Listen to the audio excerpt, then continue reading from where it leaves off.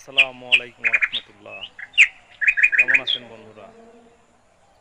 এই পৃথিবীতে একজন ব্যক্তির, একটা জাতির কিংবা একটা দেশের সবচেয়ে বড় শক্তি কি জানেন আপনি?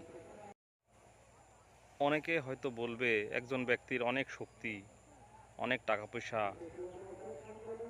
আবার অনেকে হয়তো বলবে অমুক দেশের অস্ত্রশস্ত্র অনেক বেশি, খনিজ সম্পদ অনেক বেশি। কিন্তু আসলে এগুলা কোনো শক্তিই না।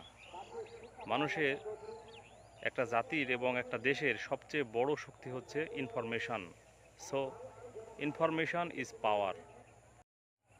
এর বাস্তব উদাহরণ আপনার চারপাশে তাকালে আপনি বুঝতে পারবেন, যে ব্যক্তি যত ইনফরমেশন আছে সে তত বেশি শক্তিশালী এবং সে তত বেশি পাওয়ারফুল।